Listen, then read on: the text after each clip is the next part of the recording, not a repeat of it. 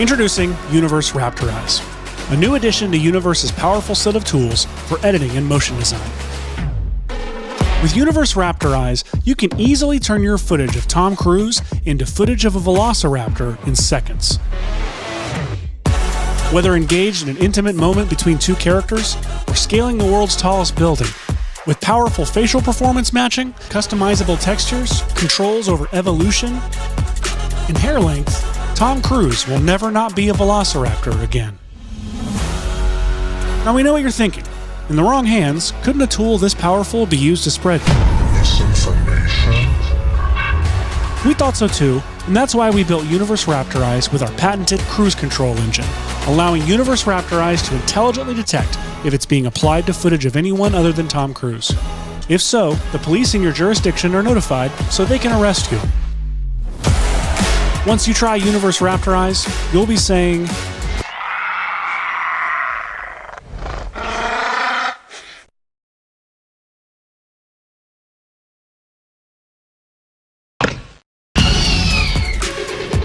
Universe Raptorize.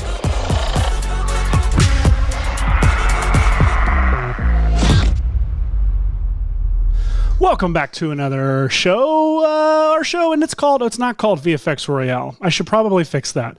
It's true. You're watching VFX and Chill, a live weekly talk show where Seth Worley and me, Daniel Hashimoto, sometimes break down visual effects from our favorite movies and TV shows, along with a super helpful help of our wonderful knowledge base in residence, Michael Zalapsky. Woo!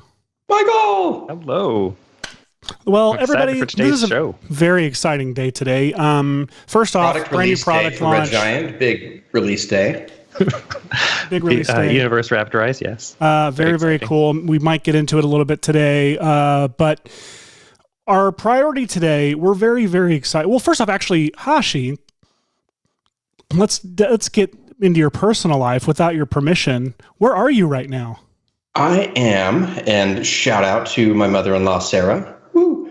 I am broadcasting to you from my permanent house. Permanent house! Yay, permanent house. Hashi is no longer homeless. This is the 26th place that I have stayed at since October. And I'm not moving again, ever. I'm not leaving this room, the house, or anything. Little echo in here, as it's very fresh. Literally the only stick of furniture in the whole place is a table I had to assemble so I could do this show.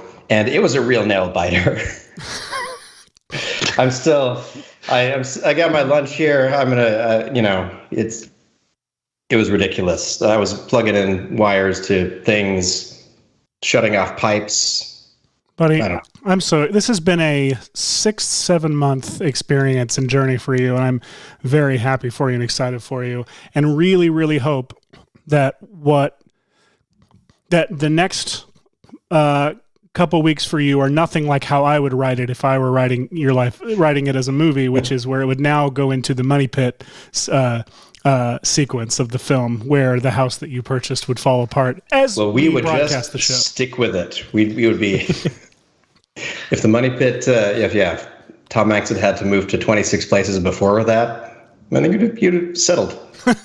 But yes, so obviously I sound different maybe with the echoiness of this room, but it may not have been that different to you guys watching the show because the show is, framed a certain way. We're all just in our little boxes, and so all the changes that I was going through were very invisible to the audience. They weren't very apparent because the final product was very understandable. That's amazing segue. God, Hashi. that segue. That's folks, stunning. Folks, you just witnessed art history in that segue that Hashi just gave.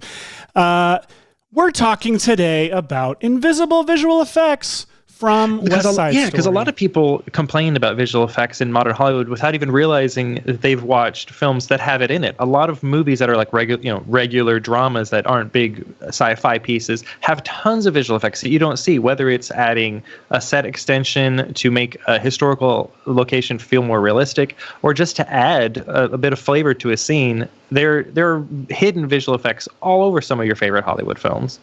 Absolutely. And West Side Story is no exception. This is a film that has a whole lot of invisible effects, like set extensions and wire removals and stuff. And we're going to be that stuff is boring. I mean, everyone knows set extensions are used extensively, so we're going to skip over that kind of stuff. Well, we are. Well, I mean, honestly, we may not skip over it because here's the deal. Like, let's dive right into stuff that we might learn. Obviously, there's set extensions, wire rig removal. That's on our list. Also, lighting changes. Like a lot of folks don't realize. Like a lot of lighting decisions are nowadays like actually made in post. Yeah. And sky replacements should probably be on that list. Probably should be. Absolutely, yeah. You haven't seen a real sky in a big budget movie for. It's so true. Ever. It's so true. Cameras can't see them now. Actually. No.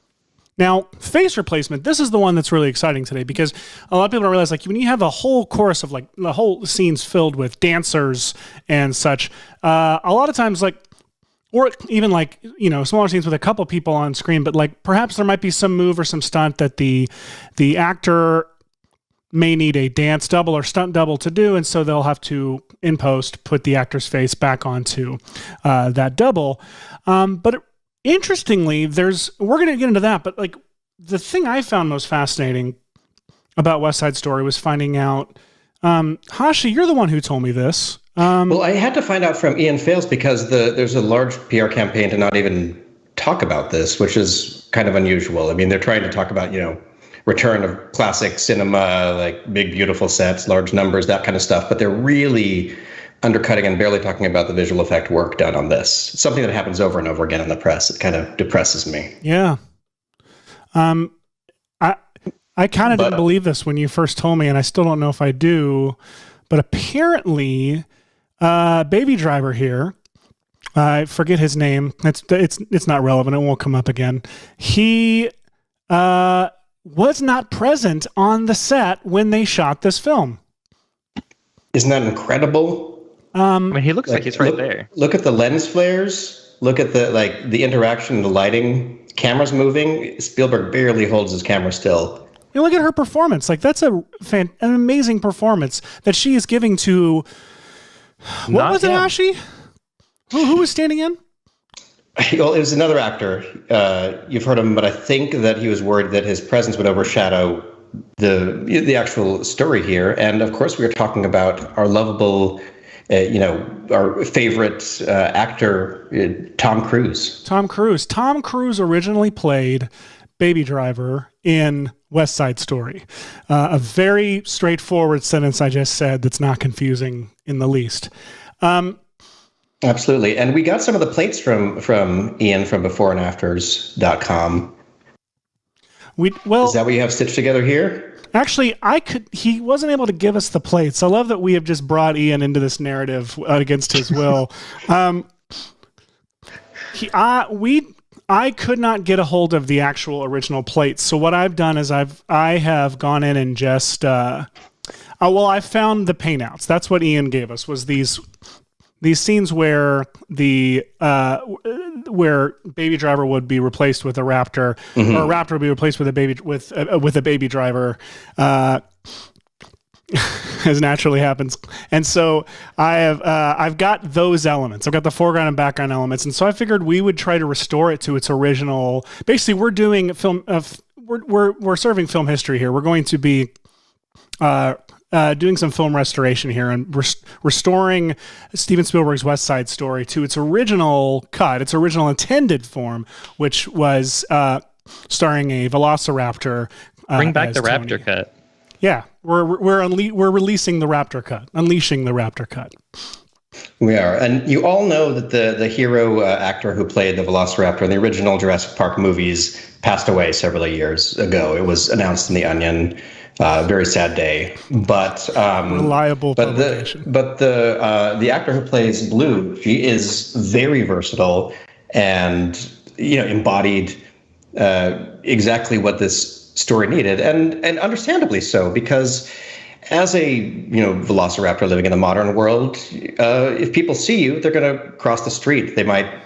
They'll judge you a lot on your appearance as a Velociraptor in their public space. And so I think that the story of two worlds kind of colliding because of people not seeing eye to eye was really a natural fit for this. And so But yeah, it's sad that this doesn't exist. So I think that, Seth, we should dive in and try to honor the spirit of what this movie was all about. Absolutely. Honor the spirit of Tom Cruise. May he rest in peace.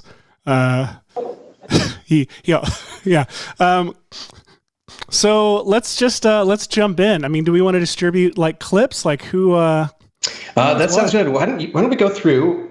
So we have this beautiful set of scenes all set up to be raptorized. You all saw at the top of our show the wonderful new product by Universe, Raptorize.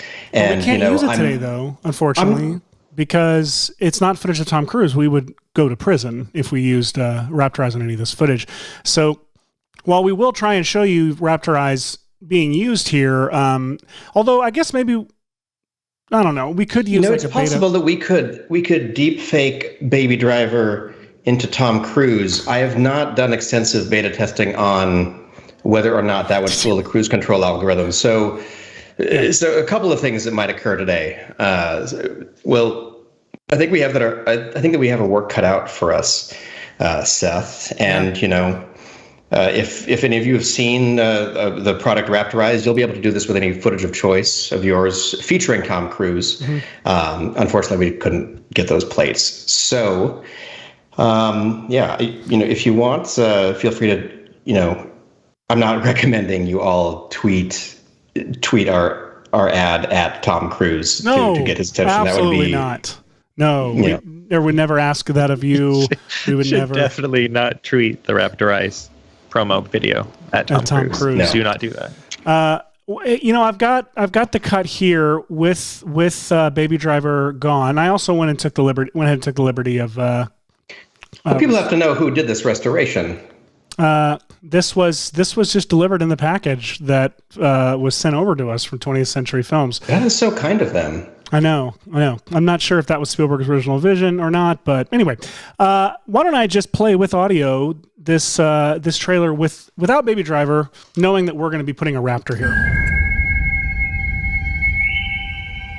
This is my first time in New York City.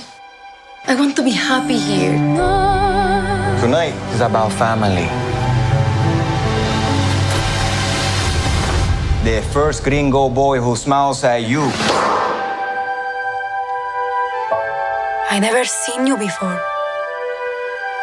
You're not Puerto Rican. Is that okay? Do you want to start World War III? Who cares if he's I don't know what he is. You keep away from him as long as you're in my house. I'm a grown-up now, Bernardo. I'm gonna think for myself. Tony, we need you if we're going to war. If you go with him, no one will ever forgive you. Who are you? Friend or foe?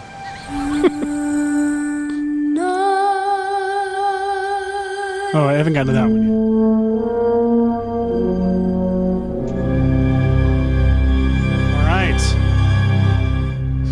And with that, John Williams transition, we get to work.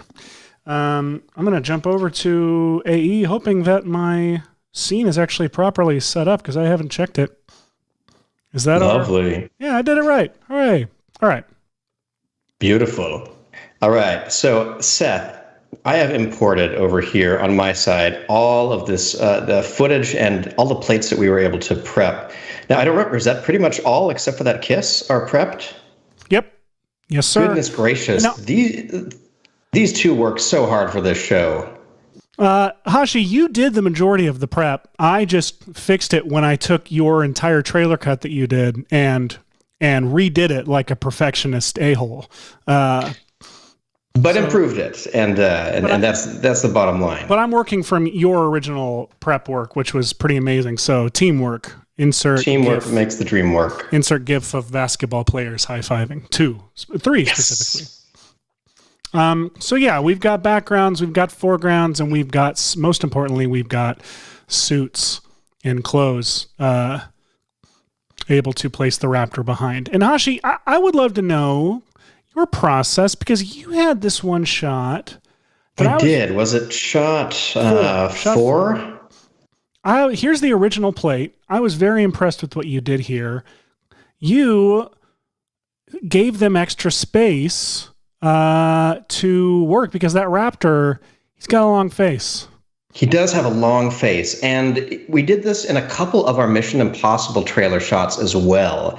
But I may talk about the process of reframing a shot that was clearly composed for two human-sized characters. I mean, realistically, undoing the work probably that was created by artificially bringing these humans closer together. So, you know, basically just undoing someone's hard work. But that's what we do here on VFX and Chill. We roto on top of shots that other people have rotoed, and we de-evolve people's hard work. Exactly. An evolutionary reset. All right, so I'm going to open up this shot, and I'll talk about that a little bit in the meantime. Seth, do you want to get started on anything, or do you want me to start talking about this shot? Why don't you talk about that shot? Well, my stuff I'm doing is pretty straightforward, so I'm just gonna get started with shot 2 and kind of take it from there. I've got a couple shots I definitely want to try and do, but I'm gonna start with 2 and see how it looks, and just kind of keep going because you're doing a little bit more complex work over on your side. All right, so let me start off with what was the original shot, which was right here. And you know what? I'm going to stretch out this so we don't need to see all this panel part. So this is the shot, and we have, that's not the full shot. Here's the full shot. So we have Tony and Maria very close. And our job is to replace this CG head with a realistic raptor head that was there. But everybody knows, you know, raptors have a long snout-like head. And so the framing of this kind of a shot but just isn't going to work without a little bit more control on the composition of this shot. Right. And you need to see her face, and if there's a big raptor snout in front of it, it's not going to work. Precisely. So the first 2 steps I did were very straightforward and boring. First was just jumping into this plate, and I rotoed. Let me see if I can make this a little bit easier to see here. Let's go ahead and increment and save just so, you know, no accidents, everyone. All right. Hashtag no accidents. No accidents. Wait, I don't remember. Isn't there a shortcut to hop between your things? Is a tab over? No, that's to go. What things you're trying to hop between? I just want to hop to the end of this timeline here. Oh, I will say, talking about shortcuts. I don't know why I don't see my arrow to. Let's close a bunch of these, whatever. While you figure that out, I do want to show, like, I've been messing around with my Stream Deck and creating After Effects shortcuts and things. So, for example, one that I'm constantly doing is saying, so if I type some text, my computer's going very slow right now for some reason. Let's try this again. Text. And if I like to put that, I like to do, you know, transform, center, anchor point to layer content, and then center in view. But I can just go boop, boop, 2 buttons, and it's done. Ooh, beautiful.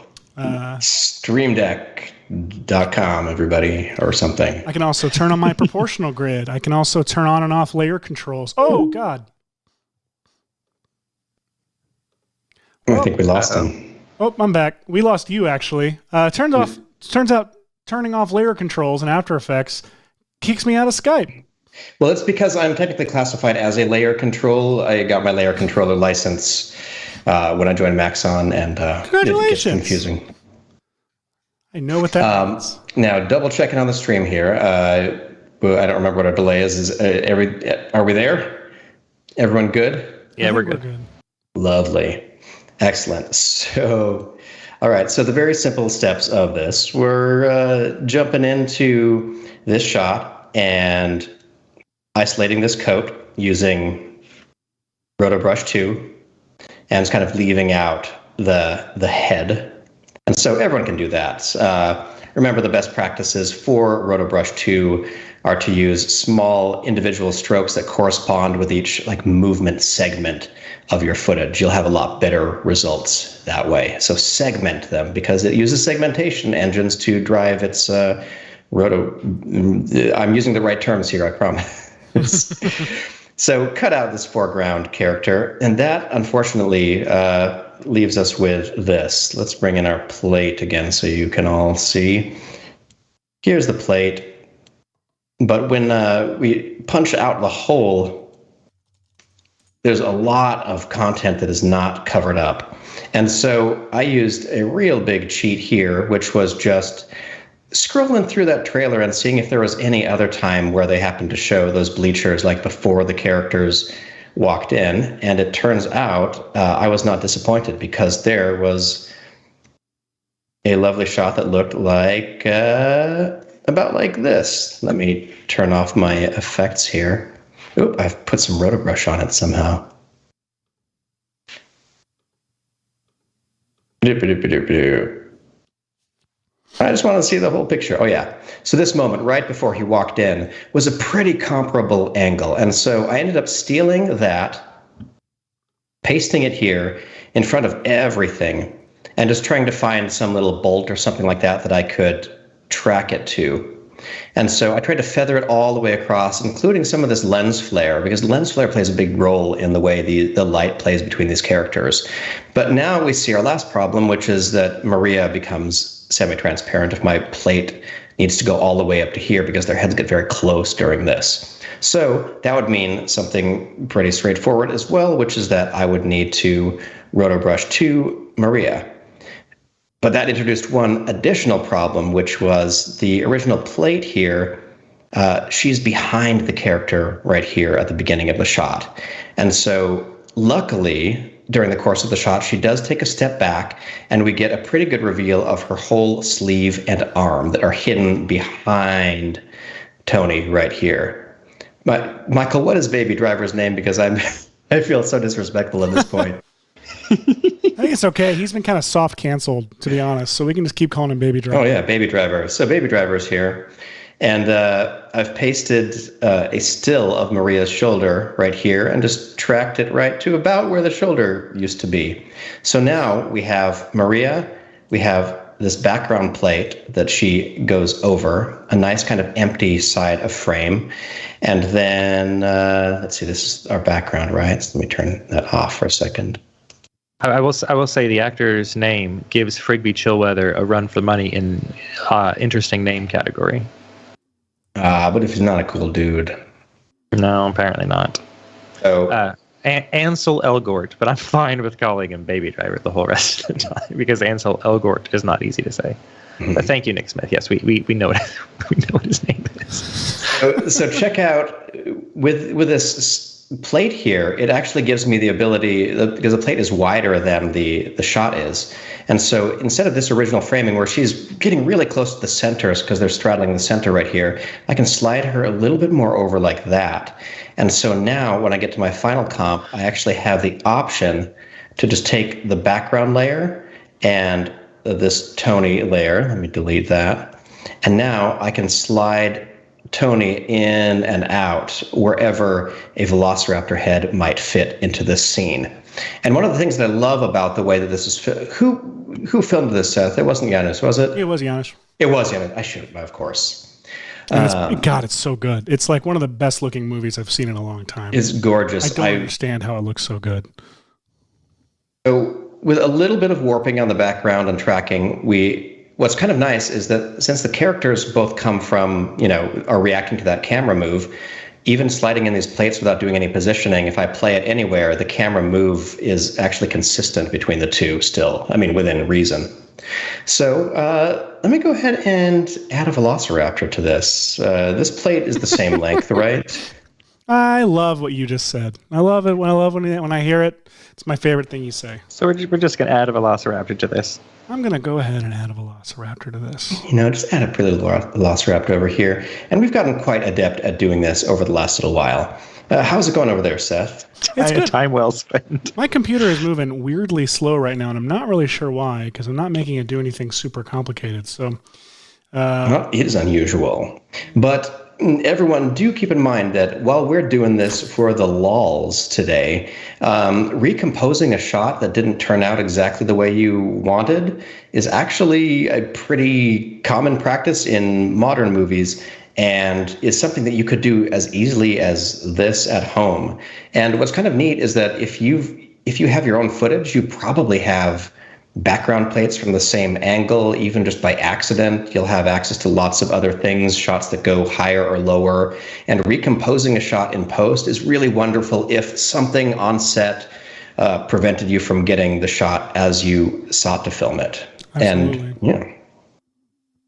And even some movies that you wouldn't ever suspect had things like this done really do. David Fincher does it for a lot of his movies, so he can shoot faster. And he'll both reframe and retime actors to push their dialogue closer together while it's staying in the same master. It's amazing. And really smart. And a lot of people were like, this guy doesn't use VFX in his CGI in his movies, but all the time. It's just well done. Everyone uses CGI in their movies. Congratulations, everybody.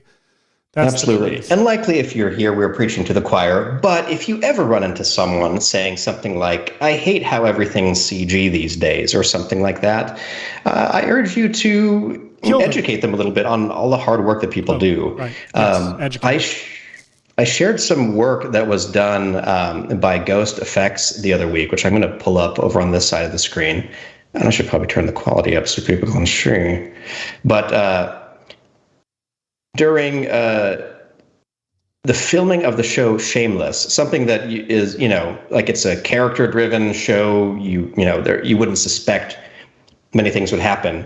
This blew my mind, and it blew Twitter's mind last week as well. Oh, yeah. But Ghost VFX took on this really difficult task because they were filming their final season of the show, and they ran into the problem of Chicago had COVID restrictions, and they shoot about a third of their scenes on exteriors on the Chicago location. And with the restrictions, with putting everybody's health at risk, it wasn't good for the production. And so they said, what are we going to do? Our filming schedule is reasonably in place. And, you're working in TV. It's a very fast-paced thing. And so their visual effects supervisor, who I don't even know who is, I feel bad not knowing, but decided, hey, how about we do this? Build the facade of the two houses that are shown the most often in the show. We're going to send a team who is actually local to Chicago to photo scan. Oh, your screen just LiDAR scan. Oh, it went. Wait, am I? Oh, there you are. Yeah, it's back. There you go. It's on. Here we go. So they sent a team to LiDAR scan. Oh, maybe it's not. Is Skype not a fan of me? Apparently not. Sharing. Give me a sec. Let me see what's going on here. Hashi. Let me go to Skype and say grid.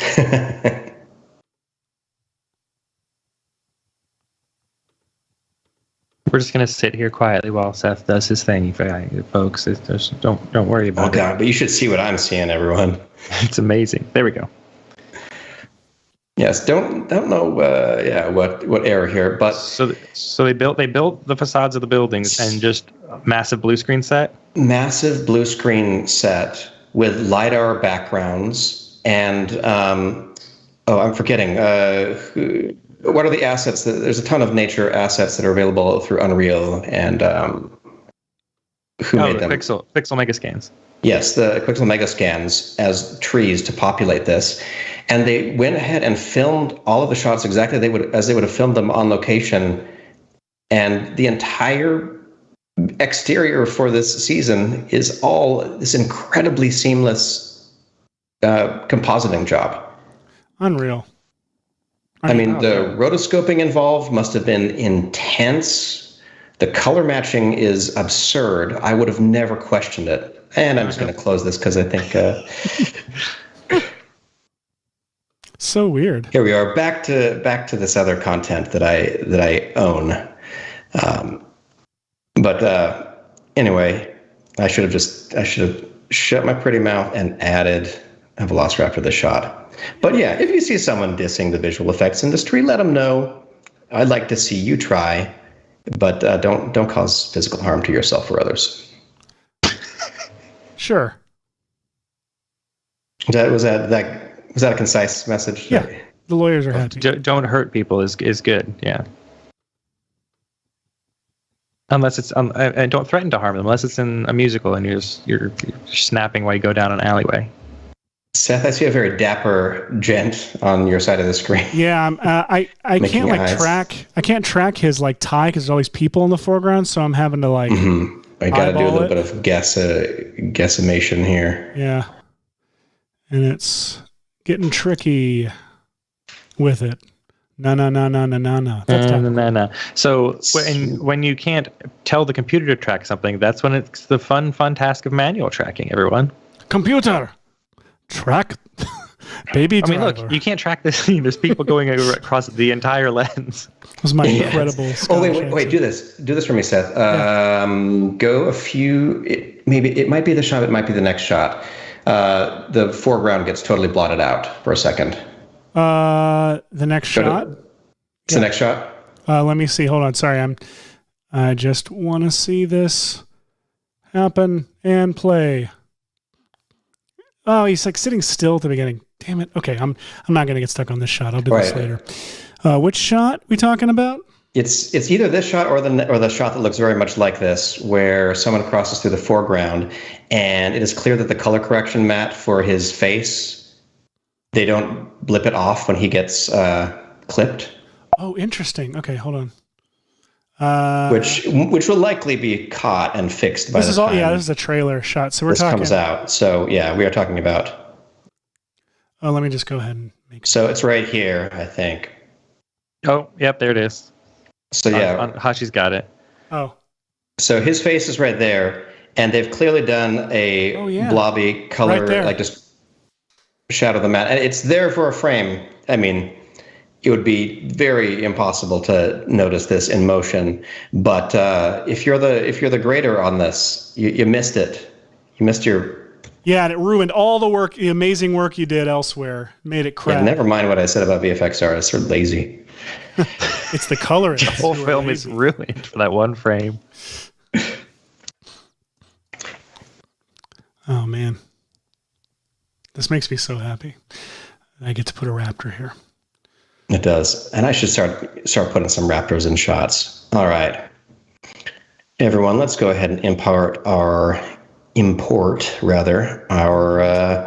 head. And I think that I've made a new model of this raptor, which was made by, I can't remember now. Please credit this because this has been with us all week. Yes, let me. Brought us great joy. New window. This is a raptor song about looking for artists who made raptors.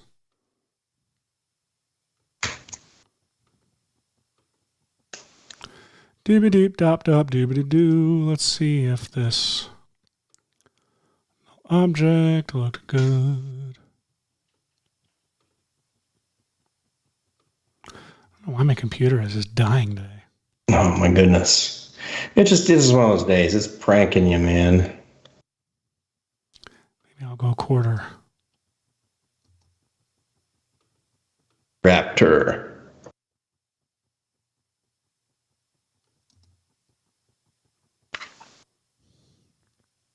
I know this is very exciting while I search for something and you can't see.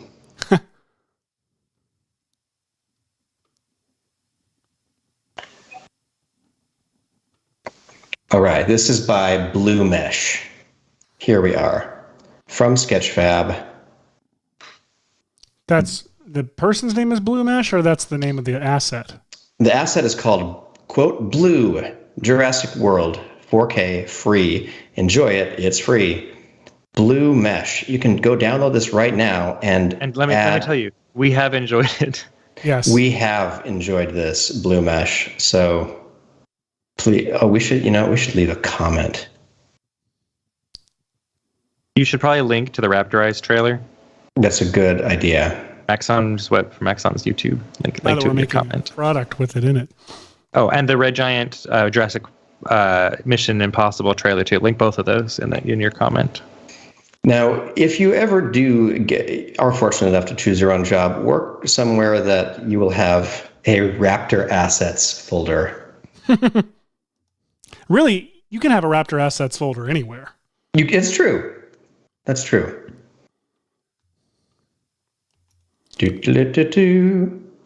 All right, so we've got my little Raptor head right there. I'll just say okay.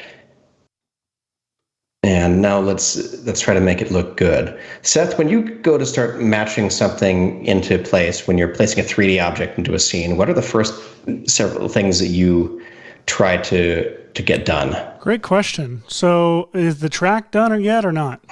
Assuming you had, just like today, we had the plates loaded already, you're just purely inserting something that is 3D, not from the scene, into the scene.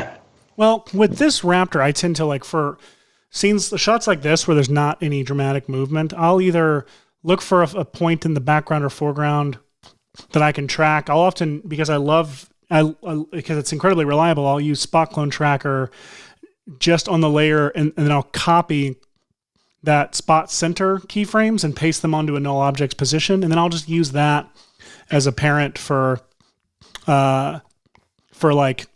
element with a group null or something like that. But if it's like a more dramatic shot, like I know shot 22, I think is the one I'm excited to do late a little bit.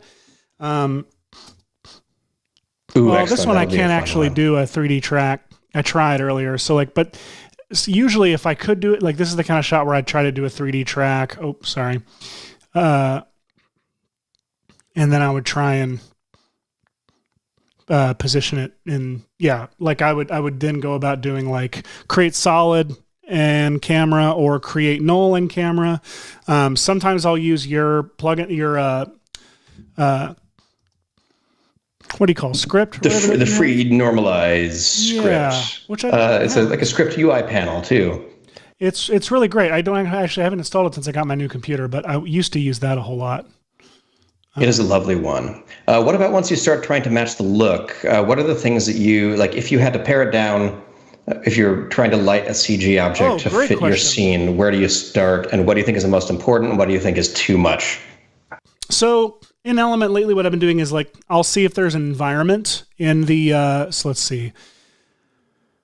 My main go-tos are first to see if there is an environment that matches my current environment.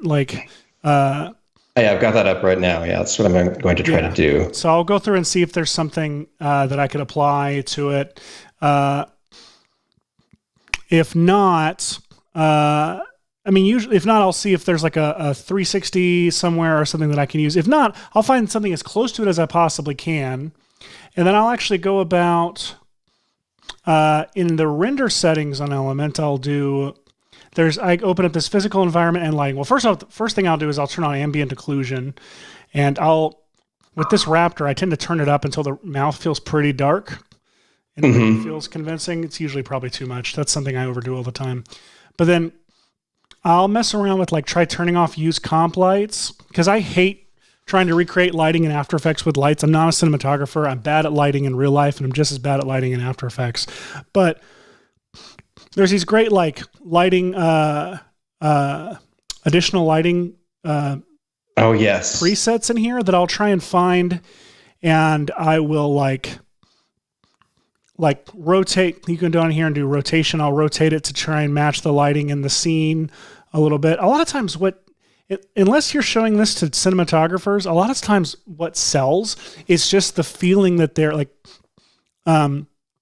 one, color, but then two, just the feeling that there is some kind of lighting happening on this model. And a lot of times that's enough to sell it. Even if light is coming from a totally different place in the scene, sometimes 80% of the work is just getting some shadows and stuff on the face to make it feel it's in the space in some way. Does that make sense?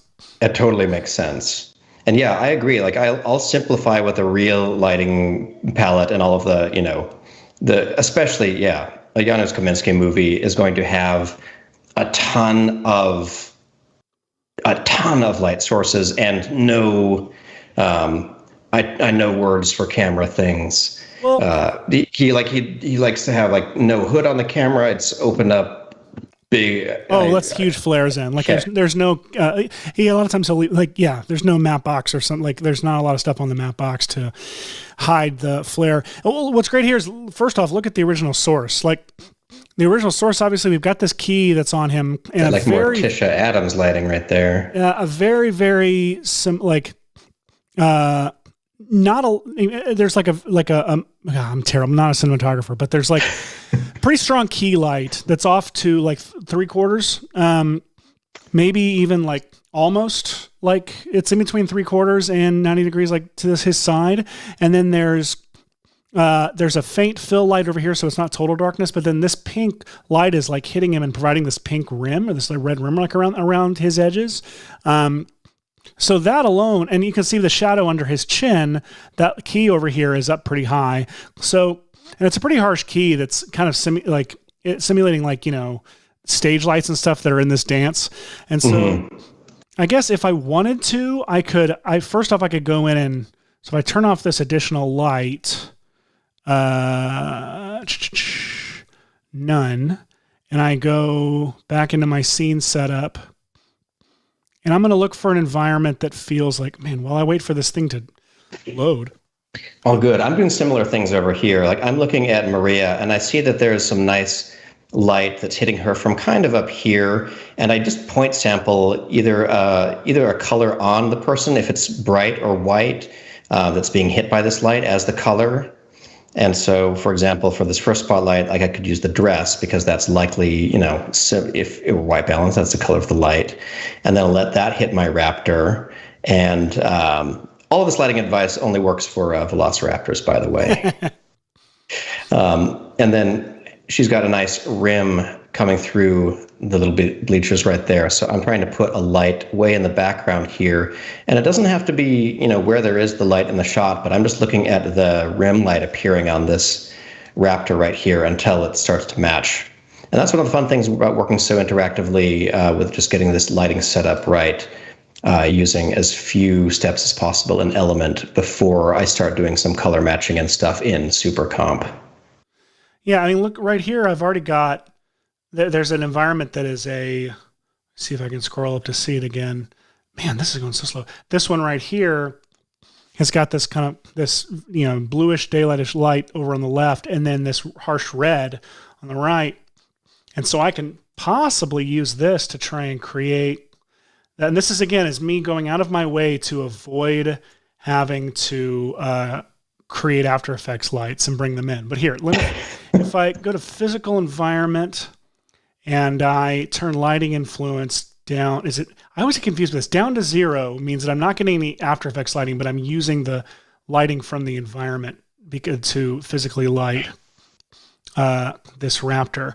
And I've found that if I turn up the gamma and the exposure up, forget what I did the other day and got a look that I kind of liked. Maybe I'll bring it back to 1. But what's really fun is once you bring this environment in, then the trick is going in to this rotate environment and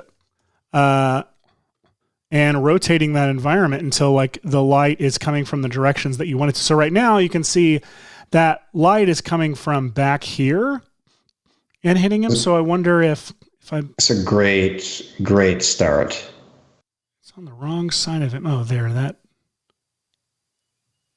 All right, so I'm just going to use these two lights, and I like the way he's starting to look here. I'm actually going to duplicate this spotlight and then do this little trick that I think ILM. I don't remember if Weta is who. I don't remember who came up with this technique. You say Weta? I've never heard anyone say Weta before. I don't. It's been a long day, Seth. So Weta, let's see, Wacom tablets and Weta Studios. Yes. There we go. All right, so I'm going to put this very bright light, but I'm going to turn the angle way down and its feather way up because I just want to get this into I'm not trying to make his eye glow like this, but I'm going to do this, which is kind of creepy. But if I dive into my material settings, I'm going to amplify the look of this glossiness here. Now, I think I revised our glossiness map. Yeah, I did. I'm using the old one, not the one from our #Raptor assets folder. Sounds like you're swearing. like a Qbert swear. What doesn't his language have a name? Qbert? Isn't there? Yeah, isn't it called something like Quirlish or something like that? What is happening with the normals in this raptor? How is this lighting this raptor's inside of his mouth? All right, so there's some weirdness going on with the normals. I will admit that. And I'm not an expert at normals. I'm not a normal person. Now, what I'm guessing is that you see how this raptor is set up with a bright light above it? Yeah. I have a feeling that this and it looks phenomenal here. Yeah, it does. And we've ruined it. So what I think is going on is that I think the normals map might have been reverse engineered from either a bump or displacement map to be baked into the texture. And when it was baked, it was utilizing, you see, the normals are a little bit off here too. See, they're inverted here, they're pitting.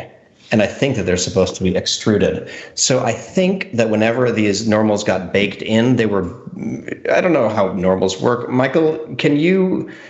Yeah, oh my God, Michael. Could a light source and a displacement map be used to generate a normal map? And could that explain the reason why this normal map works from some angles but not from others? No.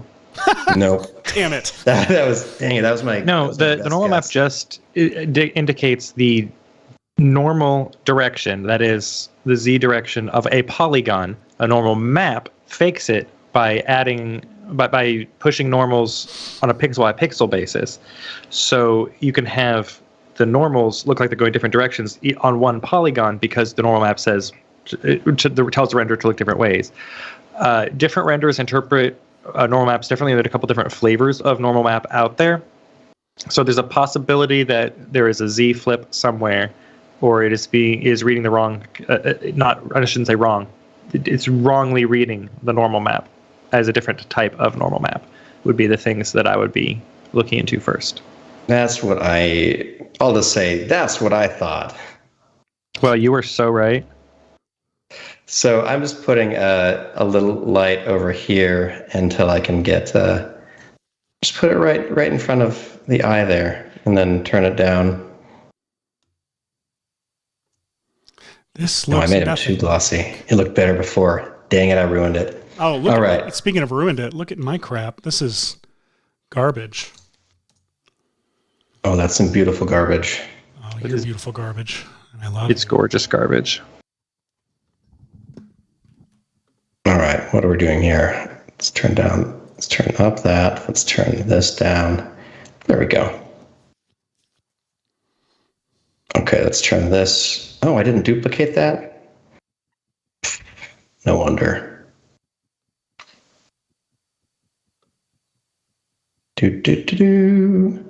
I'm duplicating lights and making them bigger and turning them up. Oh, wait, there's also a fall-off, lighting fall-off. Okay, this is as close as I'm going to get it with these lights. Now I'm going to do the rest. Let's go ahead and add a new solid that is black. And I'm making it black because it's going to become an additive layer. So I'm going to call this my flare. And in here, I'm going to add null light factory. Null light factory has been... And look at the default null light factory for this shot. I feel like it's kind of perfect. Pretty close. What was the name of this cinematographer's name?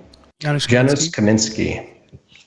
Well, Kaminski wants you to have 17 pieces of flare at minimum. Too good. Too good. Why do we let him do this to us? All right. It's a good day.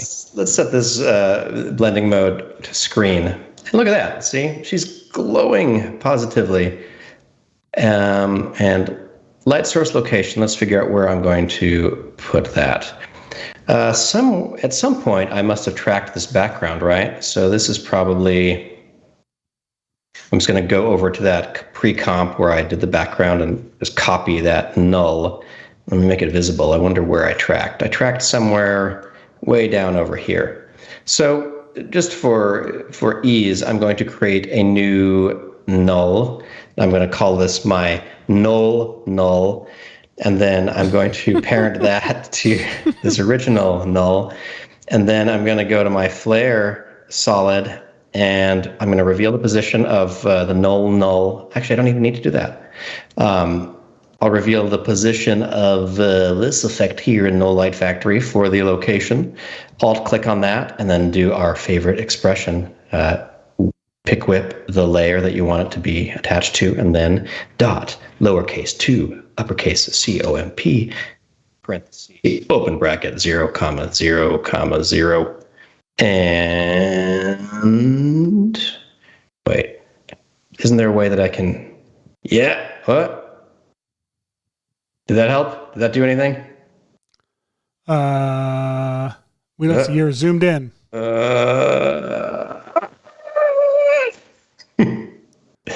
That.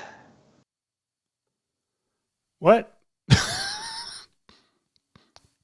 Did it zoom in and show an expression, or am I Oh, crazy? yeah. We zoomed in and showed the expression, for sure. Okay. So we did that. So now this null, goodness gracious, is attached to this one, and so it'll move along with the camera. So if I wanted to put it right around here where this existing null lens flare is, it'll streak right across the Raptor like that. And if I were to play this back, we get the shot where the lighting is casting a flare that goes over both the dinosaur and Maria, and it kind of ties them together a little bit. I need to do some tracking on Tony here, who's not really paying attention. So let's see if the baked animation, which is this giant loop of sorts, let's offset his animation by just sliding this forward. Okay, he looks up and he looks down, and then he does that kind of look up. I feel like this gentle look up has become the animation in almost every one of these bits. It's like the character looks down and then it kind of looks up and like locks eyes for a moment. It works really well. I guess it's something that people do, and Raptors do. So let's just put one keyframe position there. Out of curiosity, what if I keyframe this 3D object to this 2D null, and then just press play out of, let's see. Not great, but better. So let's add a position null here, and let's add a position null at the very end here, and just line up that back of the head right here. I feel like that Raptor eye line is reasonable. Maybe I'll add some rotation to this head too. I always love to have some object that is really well tracked, and then on the object itself, parent it to that, so I can still do some of these little local transform bits within here and still get a good result. So I feel like just like with Muppets, to make sure that their eye contact works, you tilt them down a little bit. That I like. I like this action. And it's pretty in sync. One little moment of drift right here, but good enough for the interwebs. What do you say, fam? Yay! Or chillins, as it were. We love it. LA! And now let's make this look good. All right, we've got the flare, we've got Tony coat, we've got the element layer, let's label it Raptor.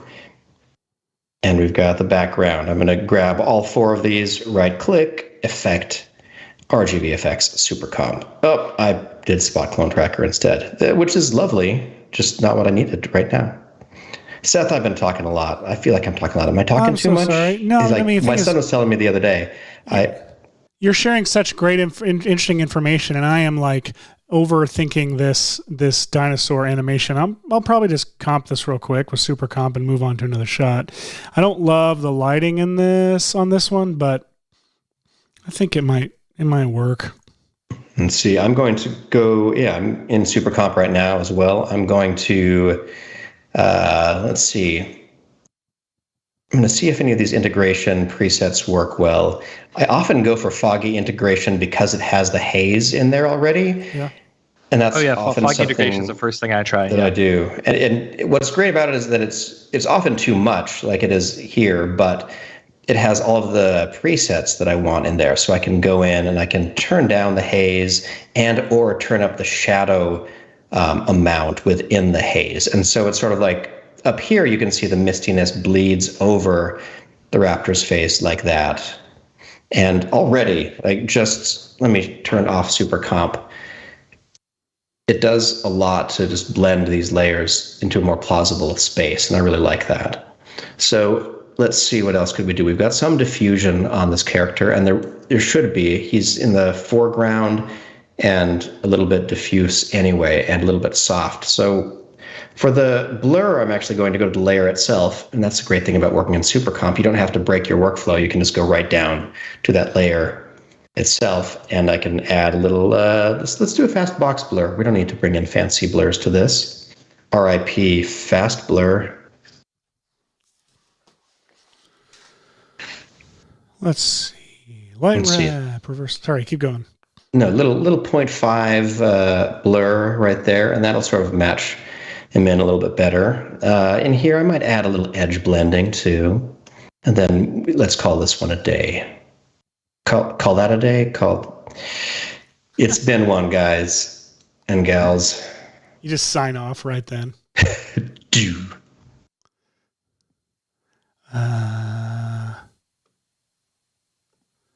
She's never seen him before. He's not Puerto Rican. I think it's my favorite thing. She's like, "You're not Puerto Rican?" No, I'm a velociraptor. All right, so I'm going to turn the frame offset so it's already looking a little bit closer, but I'm going to turn the playback speed down. And this technically will put the velociraptor into a stuttery animation space, but I don't mind. Oh, that's yucky. He's like jittery. He's so nervous. I mean, she's a pretty girl. She's very pretty, and it's his and glowing. First time to a dance after his stint in the Raptor pen. I've never seen West Side Story live or any cinematic version of it, so I actually don't know anything about the story other than what I saw in this. It's Romeo and Juliet. He's Romeo. Oh, it's Romeo and Juliet. Yeah. Oh, does everyone die? That sucks.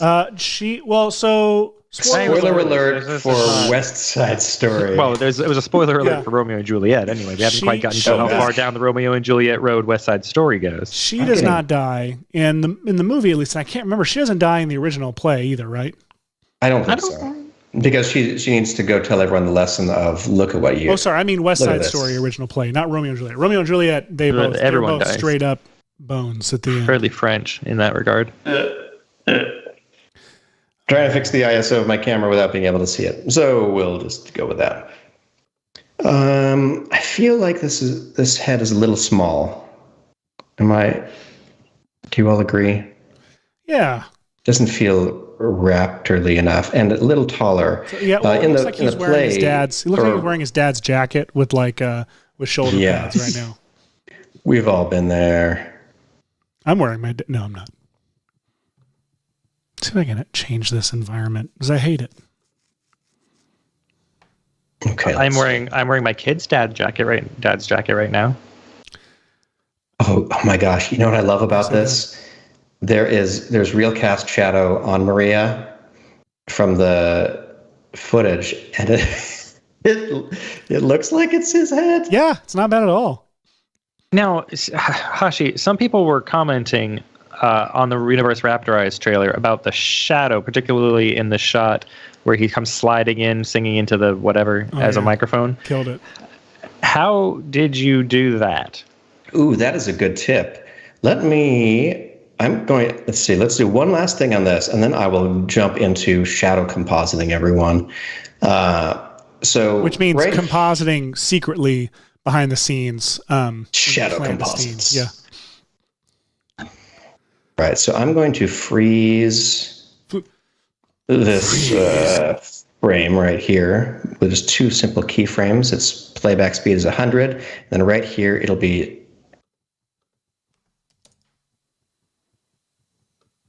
that's a little linear. So maybe I'll do something to help that out. Whatever. Not Puerto Rican. Okay, that works for me.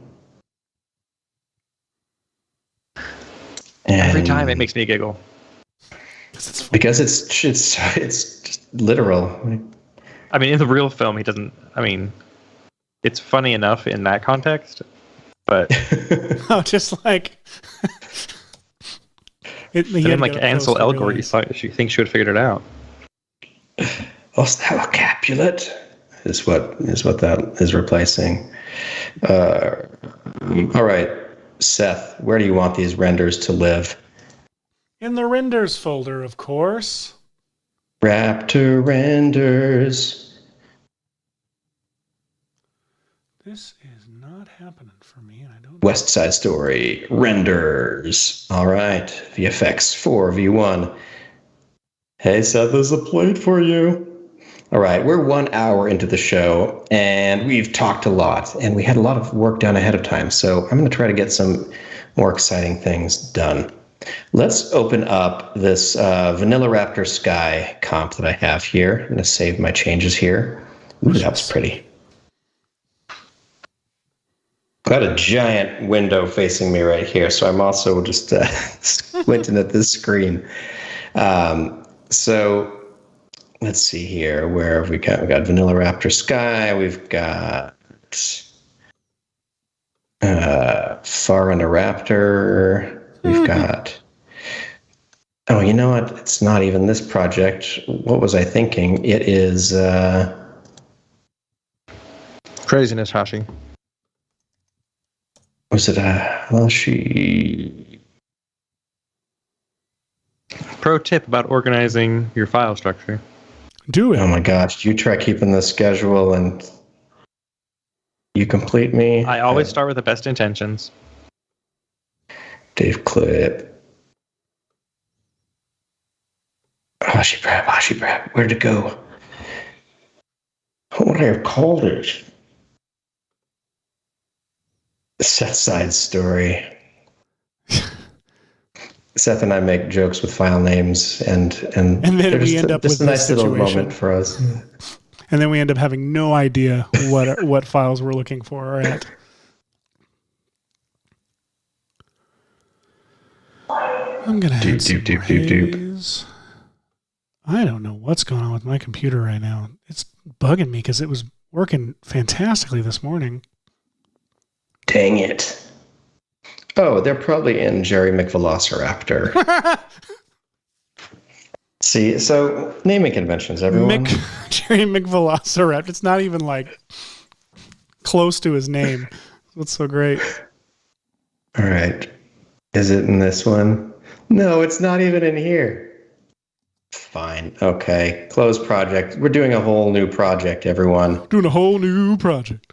All right. So say you find yourself in a situation where you are needing to grab something like a famous scene from Risky Business. And it's a great shot, iconic shot. There's a really, really prominent drop shadow right here. And say you want to do some compositing of a shadow element. Well, compositing shadows is a little bit frustrating because shadows blend together, and it's kind of a cool phenomenon that they do, but it can be very frustrating when it comes to compositing. So I'm going to just wait,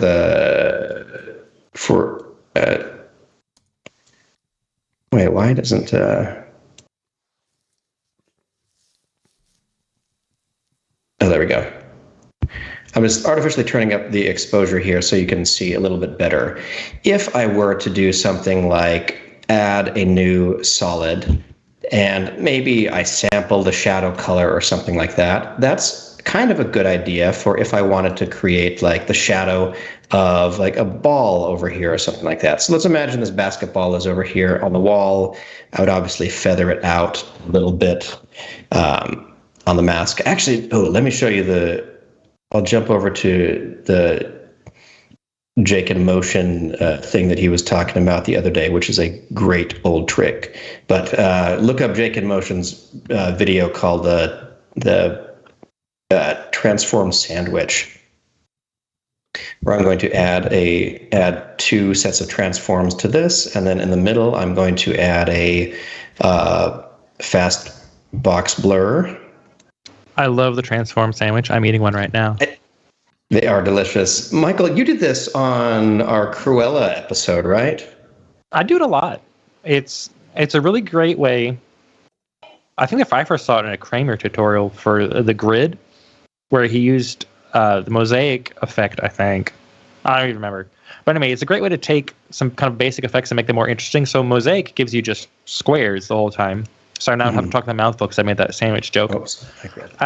But what you do basically is you rotate with a transform effect, not the layer's transform controls. The transform effect, you rotate the layer, apply whatever effect you want, and then rotate it back. So visually, the layer hasn't rotated at all, but any effects you've sandwiched in between those 2 effects have been rotated. So you can get blurs. So this horizontal at any blur. Angle you want. Yeah, any angle you want. Mosaics at any angle you want. It's great. And this is very lightweight, which is really cool. And you could express, like, the proper way to do this is you could expression, like for this specific sandwich, is you would link this rotation to this rotation, but just add a little negative right in front of that all. So now now watch this, I can just take the rotation and adjust which direction it's being, blurred. And like, of course, directional blur does this as well. But what's cool about this is you could do this in the middle of a layer that you already had effects going for and whatever. But one of the things we wanted to show was how to composite shadows. Now, this looks great. It looks fine. That might as well be a shadow of something in the scene. But one real problem is in normal mode, if I put it over here, it's not going to always match the shadow color. Of course, I picked a shot where this would work totally fine. But let me show you what often is the way that shadows end up looking. Say you are multiplying your shadow onto a wall. This is the amateur look that you will get a lot of the time, is a CG element has a shadow and it overlaps this other shadow, and that's not what we were hoping for. That's not how shadows work at all. It's true. So shadows are not darkness. They're just a light being blocked. So you can't block the light twice. So if you wanted to, and I feel bad that this isn't a better example to see this in, but now when I'm putting this artificial shadow here, I don't know if the quality will ever show, but you lose, it's just a solid color, and that's not ideal either. So there's a great blending mode and a short film by Seth Worley called Darker Color right here.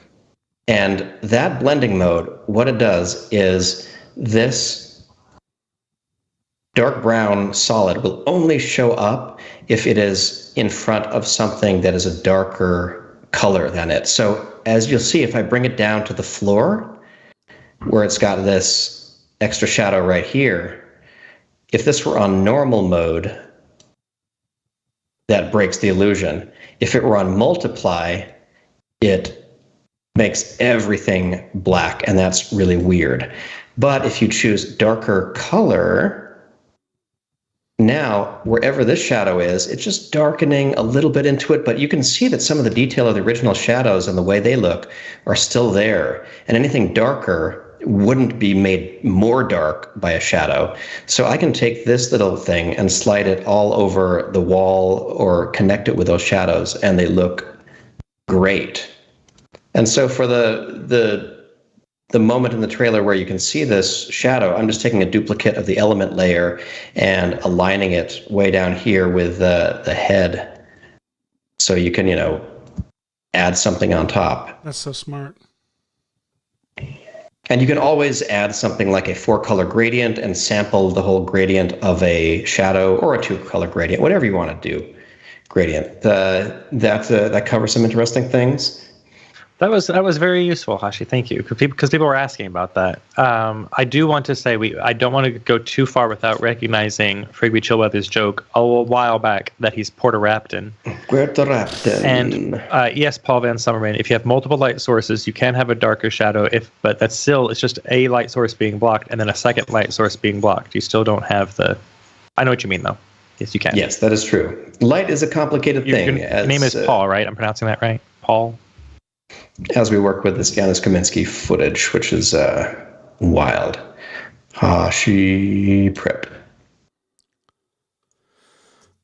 And speaking of cool tips, Chad Fox says, Seth, that take the spot clone keyframe and paste it to a null to get a solid track is absolutely amazing trick that would have saved me about 2 days of manual tracking last week. Oh, I mean, if you were watching a second ago, I tracked the collar here, like, so quick, so fast. Spot clone tracker is so fast. It's ridiculous. I really want us to just like put it out as a. You don't have to use it for the spot clone. You can apply that information anywhere you want. Yeah. So I did. All right, Seth. Any shots that you especially don't want to tackle? Well, there's that. I mean, I know there's the bleachers for a while, but there's that other bleacher shot. But then also, this kiss moment, right? Yeah, it's the kiss moment. We're featuring the band Kiss, where Gene Simmons enters West Side Story, and I think that any of the bleachers shots I don't really want to touch. The rest of them aren't too scary. All right, I'll stick with this. I would love to see how you do this fence shot. Like, all right. Let's get into that. I do want to give you. I know we're playing the joke here about having found this footage, but I really want to point out that Hashi, you prepped this shot. I did nothing. How did you go? Did you just mask out these? This fence?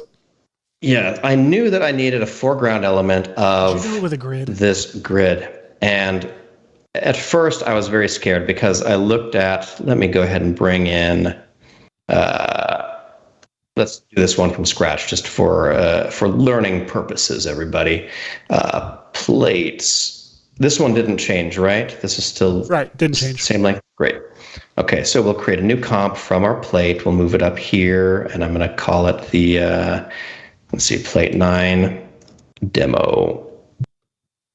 All right, so this was a ridiculous shot, and there's a lot to do to try to erase someone behind a fence because you've got to basically preserve the fence in front of them. And so I went with a very silly solution, which was I did a little point track of this high contrast point way over here and this high contrast point over here. And I got just a really nice 2D track of something right there.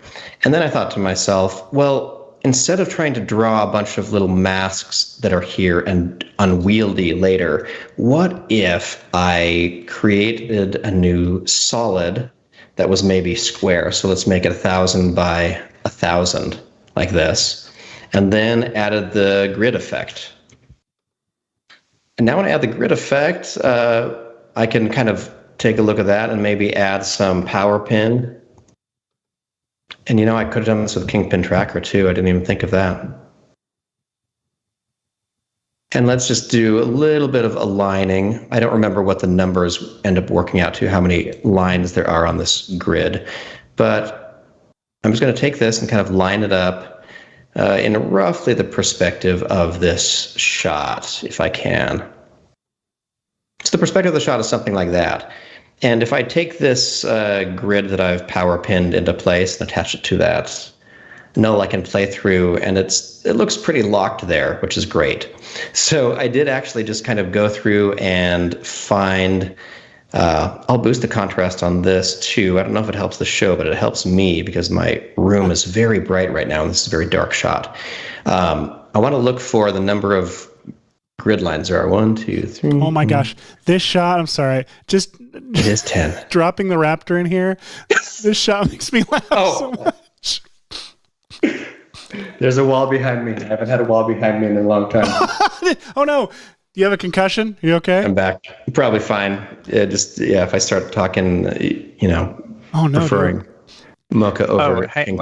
I will I will say that someone says that we need to collect our thoughts and choose our words before we open our mouth and then export our thoughts as speech.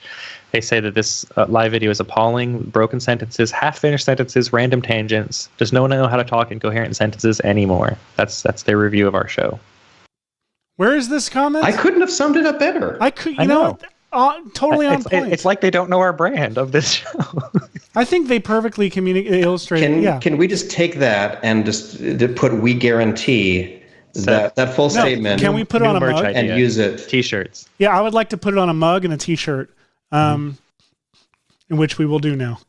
Done. There might be mugs coming out. That shot featuring looks so Tom, good. by the way. So, what? Sorry. I just keep giggling at that shot. Just seeing raptors in places where raptors shouldn't be, it's so funny still. Because you'd think I would be over it by now after seeing raptors everywhere. It's still funny. And once again, it's not even just the raptor that's funny. It's this actor who plays Griff, who, by the way, this is my favorite actor in the whole movie. If you watch the movie, I think he's absolutely fantastic in this movie. Actually, I don't know if he's my favorite. The women in this movie are amazing too. So basically everyone in this movie, but he's awesome, and he looks like Tom Holland in the shot. But he's performing his ass off opposite this raptor that's going to kill him at any moment. Are they fighting over a gun? I love that the raptor's like, I've got a gun. I'm not afraid to use it. Ignore these teeth. Everything about this. I don't want to fight you. Funny. It's so fantastic. I think I'm going to have his mouth open. Yeah. Oh, you know what I should have done, Hash? I should have done that. I'm going to do that cool trick you showed me. So I'm actually going to delete this world position pass that I did. And I'm going to take element and this null and this group null. I might regret this, but I'm going to pre-compose them and call it element. And make sure that, okay, it's all still there. So Hashi showed me this. I think you did this on the show. I'm not sure. Where you went in, let's open up Essential Graphics and select element. Oh, yes. And you went to output. But real quick, I'm going to show, I'm using a world position because in the shot, you see how his mouth is going to go in front of his clothes, but his neck needs to stay behind it. So what I'm going to do is I'm creating a world position pass, an element which looks a little something like this. And it's just like this depth map that it creates. And you can actually go in and create. So normally what I was doing, I was duplicating element in my comp, using it as a luminance mat on the clothes layer to remove any part of the closed layer where his mouth is, but keep it in front of the element layer so it can stay in front of the neck. I am going to go in here and I can say create a world. So I can adjust the world position pass here, like the location of the luminance mat, etc., yada yada. But what's really useful is creating a world position null. And then it created this null that the world position pass will, let me get rid of this. I don't need this window anymore. It will, the world position will follow this null. And if I parent this to my group null that is parenting the raptor, I can, holding down shift while parenting, it will parent that null. It will parent, it will become the child of this group null, but it will also, while holding shift, it will also copy first all the transformation properties of that group null. It'll put it right where that group null is and then parent itself to it. So now an element I can go in cool. And I can change the mat expansion and turn the feathering down and ensure that his mouth is visible, but his neck is not. And then this is the fun part. Going to world position pass, going to show, I'm going to add this property to Essential Graphics. And now if I go in here, I have this little thing, this little, area under my element pre-comp. I'm going to first off put this behind the body, so it's behind the body layer. And you're effectively simulating depth compositing, which is really cool. You are doing depth compositing. Yeah. But. Well, so I'm going to duplicate element twice, and I'm going to call this one world, and this one stays element. On the world, I'm going to keep it as showing the world position pass, but on element, I'm going to set that essential graphics setting to show the composite. And then let me get rid of this essential graphics window. I don't know why this is still showing up for me. I am going to, so we can see it's behind the thing. I'm going to go to this body null on set matte. I'm going to say, look at the world and invert it from the luminance, and boom. Now his neck is behind the collar and his mouth is in front of the body.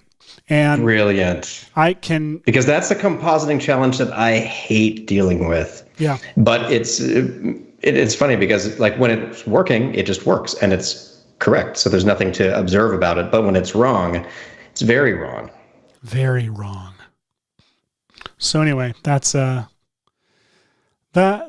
we do it. So jittery. I'm going to try turning up reduce chatter here. Then I'm going to press freeze. And I'm just going to trust that this freeze is going to be fine. I'm just going to, for this kiss scene, I'm going to have to do something similar to my previous spacing them apart for the proper framing of a raptor. So I'm isolating just this front collar and shoulder that I think would be in front of our raptor. Oopsie. And let that bake in the background, or I mean, let that freeze. It's the opposite of baking. Freeze. Though technically, all solids are just frozen because their liquid form would be at a higher temperature. Why are you trying? You're just like giving me all the words you possibly can. I gotta make some more drops. I only have those 3. We need some more raptors in here. Yes, we do. Oh, we definitely need a raptor scream or click or something. So, what else can I do here?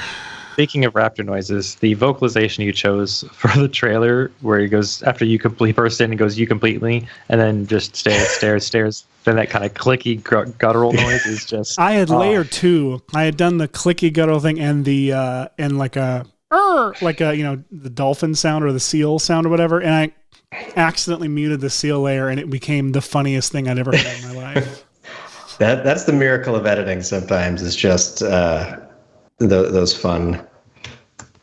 Yeah, I mean they're accidents, but they're also they wouldn't have ended up there without some intention. I don't know if people realize that.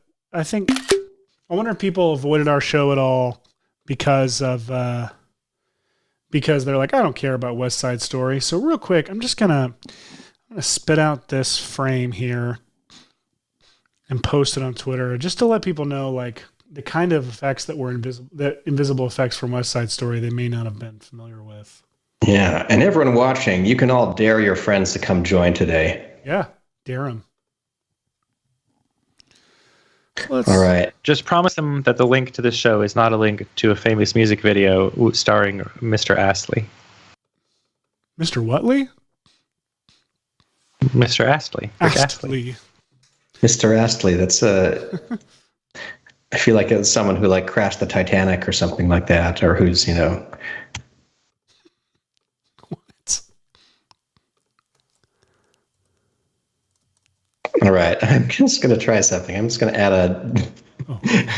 a solid that's about the Sorry, color I'm writing a fiction. I'm writing a historically based fiction in my head where Mr. Astley and Frigby Chillweather hang out. Frigby on the Titanic, obviously. Obviously. All right, this is going to be some low quality work right here. I'm just going to do two masks, 2 keyframes on this mask right here, and that's going to be his whole arm and shoulder. And you're all going to buy it.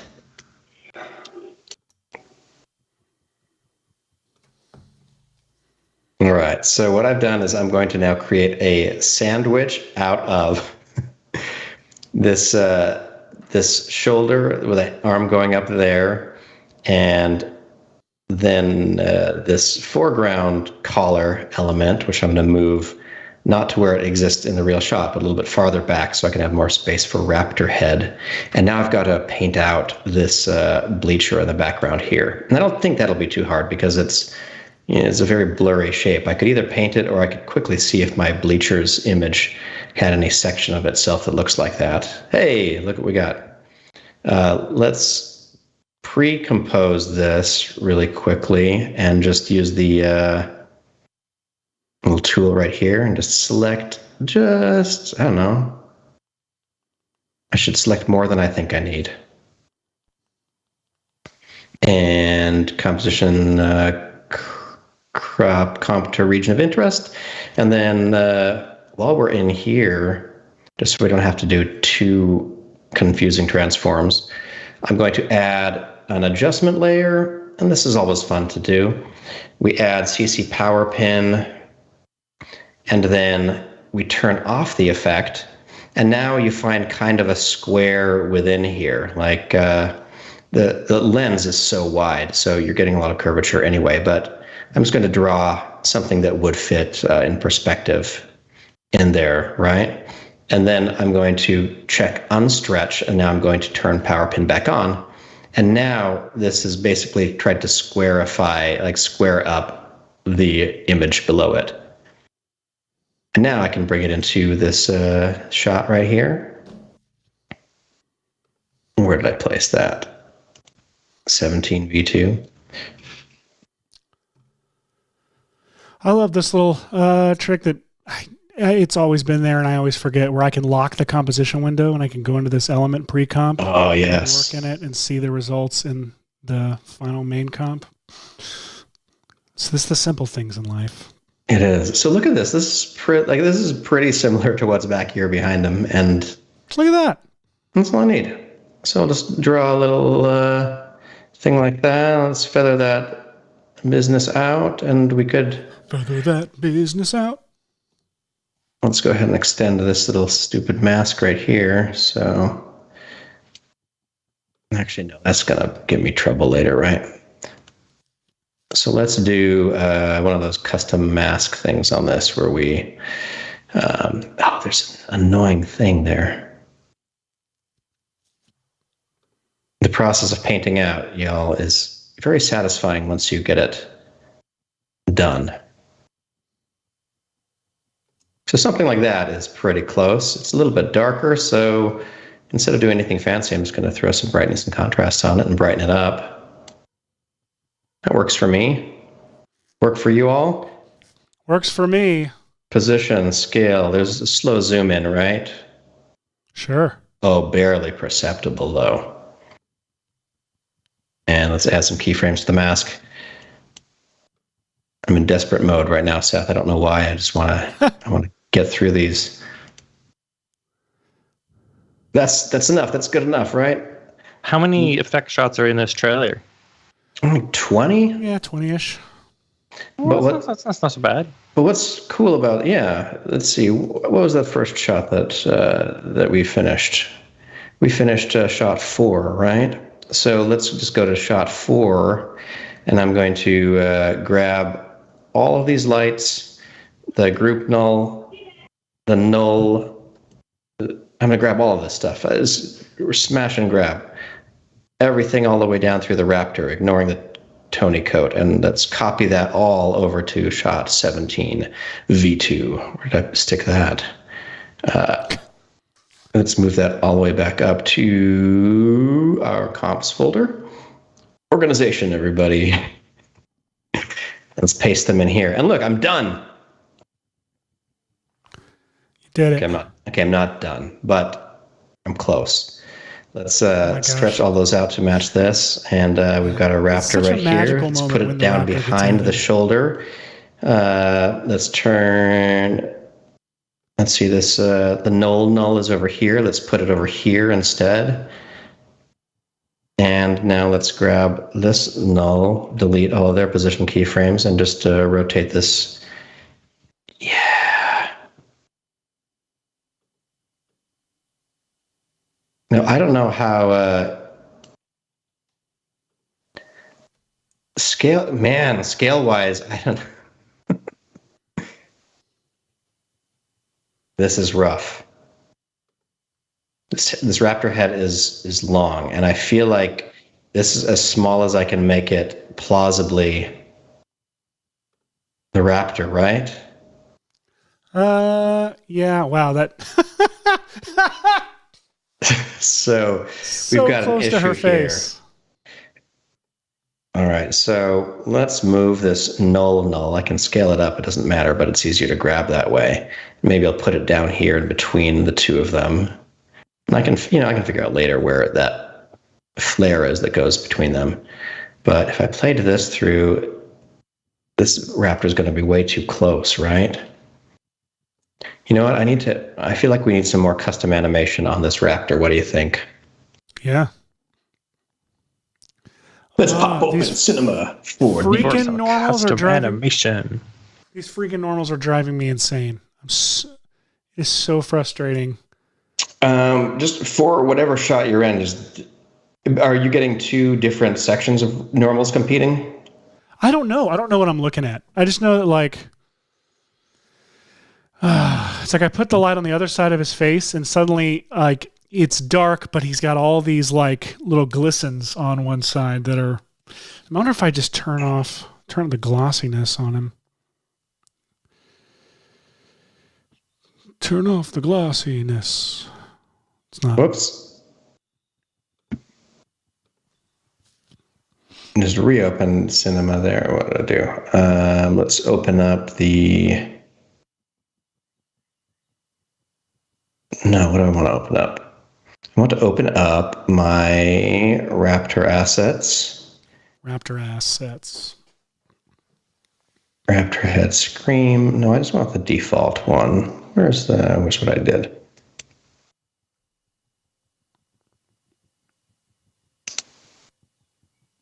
It's very exciting to everyone watching. Very exciting, especially while File system navigation. Hey, does anyone have any questions for the Setherson or me having to do with compositing or just life questions in general? Oh, yeah. We love giving personal life advice. Buy it. Yeah. Buy it. Don't ask your wife. Don't ask your husband. Yes. Just what are we talking about? A little ET? Consume. Hey. I actually did ask my wife and she said yes. I am still feeling that throwing my head back into the wall. My God. Dude, how hard did you hit it? I didn't realize. It was pretty hard. It was, I've had nothing behind me for a while. Oh no, man. Are you going to be okay? I do not believe I am concussed. Oh, good Lord. No one who's concussed. That's exactly what would happen right now. You know what? That's not bad right there. It's pretty dark. Kind of works. It's so good. I think that's pretty flawless, man. I don't know. I do still want to go in and just see if I like invert the. I forget what I'm doing though. Okay, let's do this. Anyone know what convert bump means? I don't know. It comforts me when you don't know things, Hash, because you know everything. That's better. Does that look better to you? I tried it and it seems like it's trying to. See, I feel like what we have is a normal map, and so converting a bump map would be more like if it were, the relief pattern on the Raptor and you were converting it into a normal map, but that's not what's happening. So I'm very confused. Michael, you said that looks better. It looks better to you? We are fighting the normals here, everyone. I did say that. Okay, good. Then I'll stick with it. Whoa!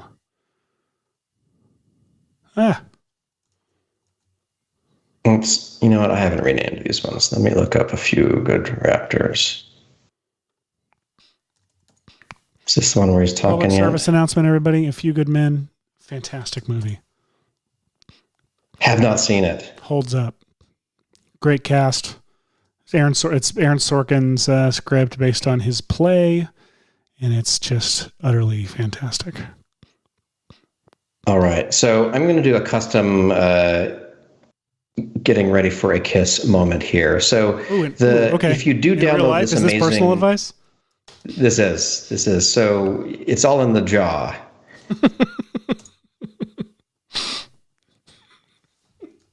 So I'm going to try to find what... These are all just labeled bone and then a number. So like bone 1 through, I don't know.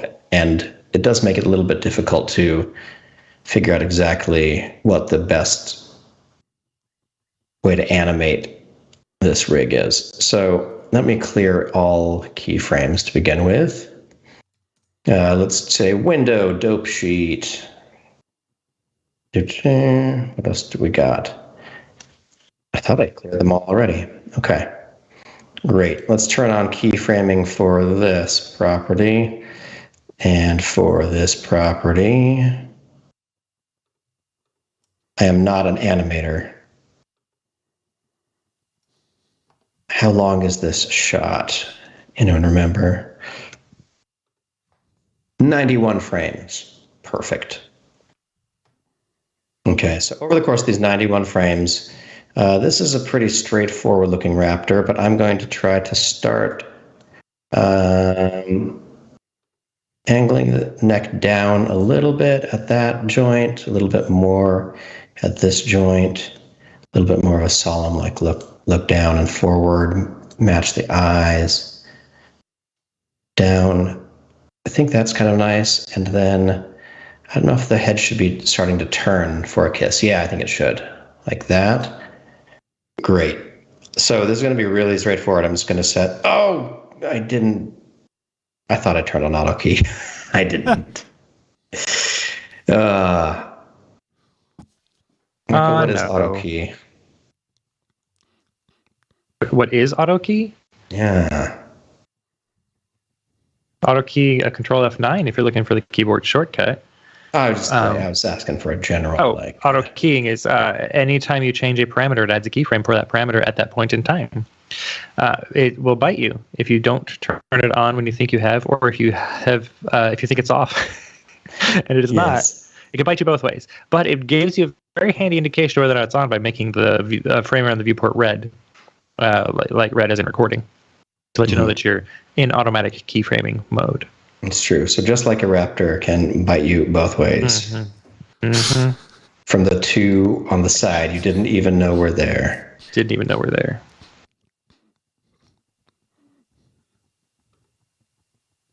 All right. So this raptor is going to bow a little bit. And maybe turn the head a little bit over this amount of time. That looks like a good amount of like going in for the kiss. What do you think? Yeah, like that? Chad, do you have opinions? Excellent. So, but I am going to do one thing which I only recently learned about, and I'm such a noob. That's what the cool people say, right? When they're no. Outlogging pictures. The best way to do coloring is to use Magic Bullet Looks and Magic Bullet Colorista and Magic Bullet inside whatever host inside After Effects. That way you don't have to jump to something else.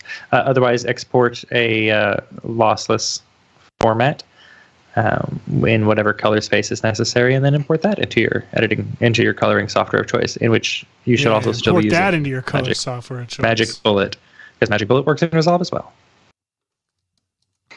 All right, I'm going to rename these just for everyone's benefit. Not that you're looking at the naming convention of this stuff, but these were confusing. So I'm trying to do like a neck 3, 2, 1 head. And so I kind of know what those are. And I'm going to add a vibrate tag. And I didn't know about these, which is stupid of me not to have known. But they are under animation tag on any property like this. Animation tag, vibrate, that might be off screen for y'all. But on the vibrate tag, you can come down here and it's like a wiggle expression in a way. So I can enable some kind of rotation. Whoops. I'll bet the takes are locked. One moment. Yep, they're locked because this was a pre-animated model. So if you run into that error, you go over to your takes window and unlock things. So the override locks aren't on anymore. And now I can enable rotation. Vibrating. So right now, the default rotation vibrate is amplitude of 30 in the, like this, a bit of a saying no shake like that. So I don't want that. So I'm going to zero that out, but I want the frequency to be maybe 0.3 And I'm going to add just a teeny bit of like 5 degrees of jitter to this. And let me see what that looks like. So it's subtle, but it's giving the raptor just a little bit of life in the head right here. And I can control click this same vibrate tag to all of the neck bones above it like that. So all of this bobbing and like kind of looking around like that is all because of the vibrate tag. And what's kind of cool is that right now, because I just duplicated them, they're all on the same random seed, which works really great if you're doing something that is supposed to curl.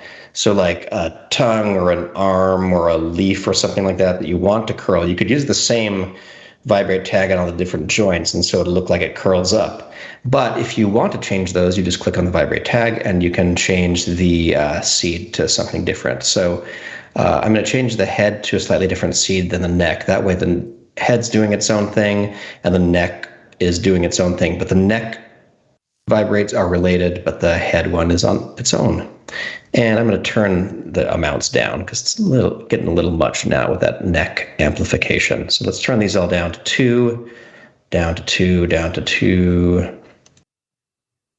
And what I'm hoping I get is just a little bit of not over animating, keeping it too alive, because that's another classic mistake, because that things are actually quite still a lot of the time. So I've gone too far. Let's change this to like that much. Dead air. I actually made a film in high school called Dead Air. Ooh. Yeah, took place in a TV broadcasting class, and we all played ourselves. Shout out to co-writer Ryan DeGiorgi, who writes for Jackbox Games. So if you've played Jackbox Party Pack, you've played my friend Ryan's amazing games. All right, I'm now just like I'm getting greedy with this raptor. Is that good enough? It's good. Now? It's fantastic enough. It's perfect. All right. I'm going to export this as an OBJ sequence right here. And what do I want? I want the animation enabled. So I'm going to say all animated frames at 0 through frame 95. And I'm going to say OK. And I'll put these in our Raptor assets folder. Raptor assets. And we'll make a new folder called sequence. Kiss, maybe. Kisses. Kiss. All right. And down here at the bottom is where you can see all of those objects getting saved one at a time. Probably pretty small. But let's jump back into After Effects. And now if I go into my scene set up for element, I think by the time that this opens up, we'll probably be caught up. And let's just make this a little bigger so you all can see. And I'll right click and say replace model with Raptor assets. 3D sequence kiss.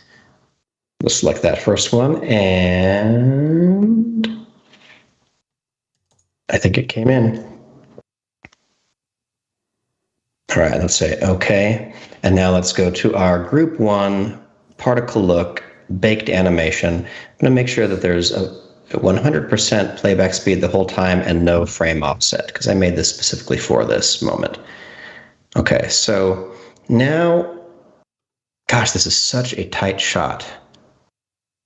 And I'm going to admit right now I'm not willing to reframe it much. No, it looks, I don't know. That's fun. So let's see if this is the starting position for so this intimate. Animation. It's the most intimate thing I've ever seen from an actor. It's going to be this high here, and now by the end, it's so perfect. Oh my gosh! By the way, I love how if you watch the Raptor Eyes video, the way that you had when he goes in to kiss Nicole Kidman from Far and Away, right before it cuts, his mouth starts to open like he's going in for an open mouth kiss. Oh my God, it's so gross. All right. Now I don't remember what. Okay, so the actor did totally have a rim. By the way, real quick, there, if people want to watch me do the spot clone trick, I drop spot clone on. I'm going to focus it right here on his breast, and I'm going to hit play for track, and it's going to track. Whoa, it's kind of fun because it plays only that layer. That's good. And it tracked fantastically. I'm actually going to go ahead and say also, hey, track the scale, position and scale for me. And let's track it again. And I know I'm getting crazy by asking it to do scale as well, but let's see if it worked. And now what I can do is I'll hit U, and you see I've got all of these keyframes, and I'll just create a new null object. Or I'll do it with my Stream Deck. Here we go. Boom, new null object. And position. And I'm going to copy the spot center, paste it onto the null position, and now that null moves with his bosom. Gorgie Locks and the Three Bears.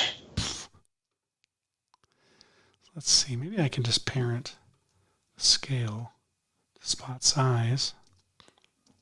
All right. I'm just going to add a bit of a little rim light, kind of match that. The feel of this scene. Let's turn. Gosh, it's really turned up high. Oh, yeah.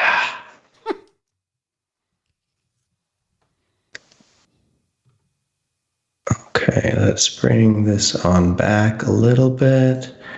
Bring this up. Whoa.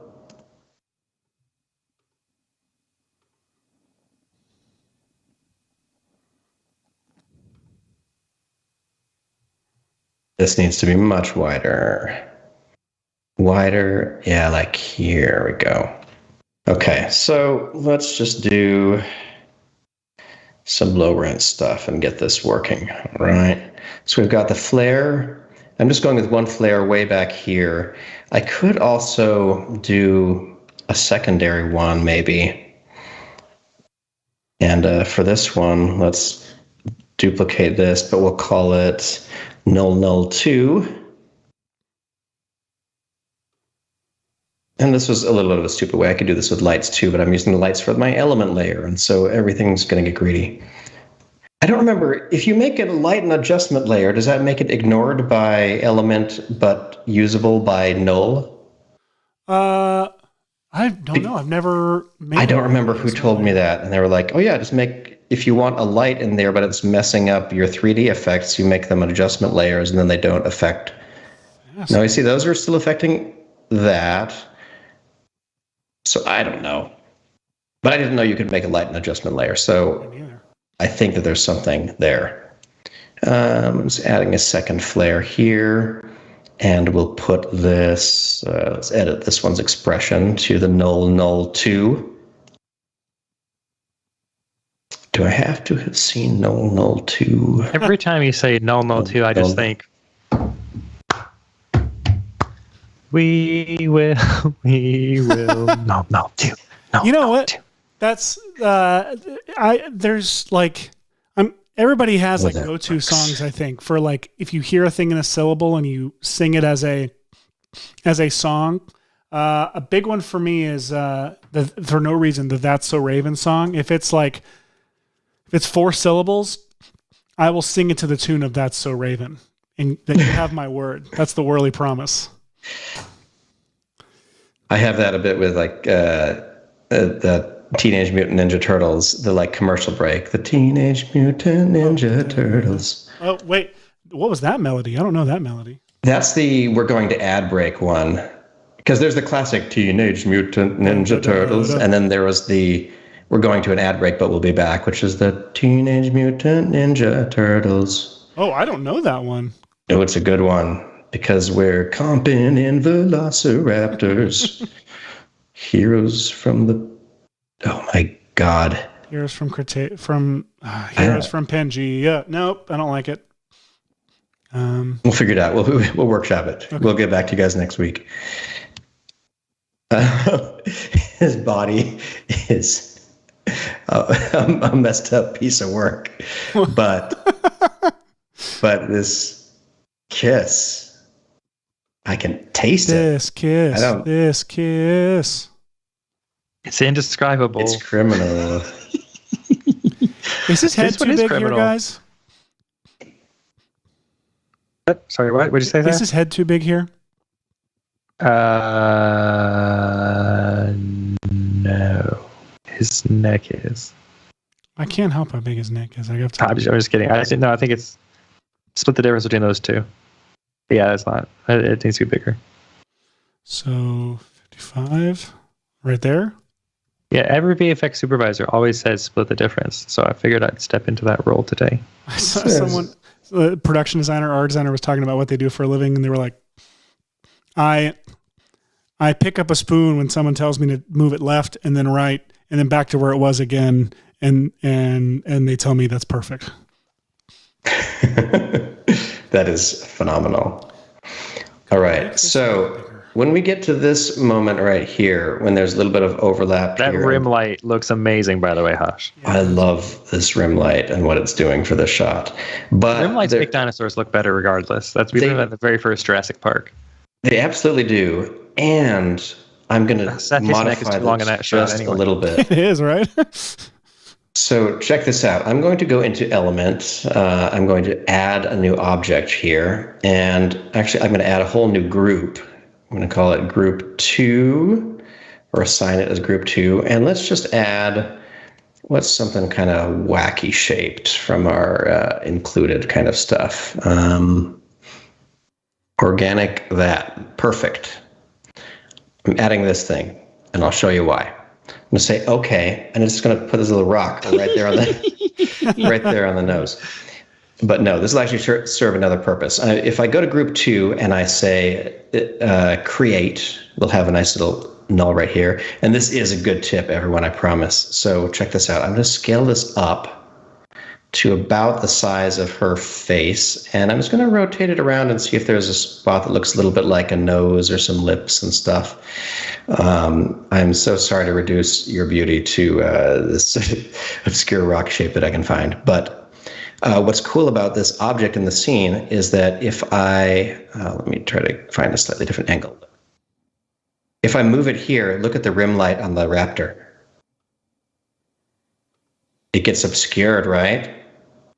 Just like a raptor would if it got close enough to kiss right here. So now if I place this right here, I'm going to go into my scene setup, and I'm going to go to that object.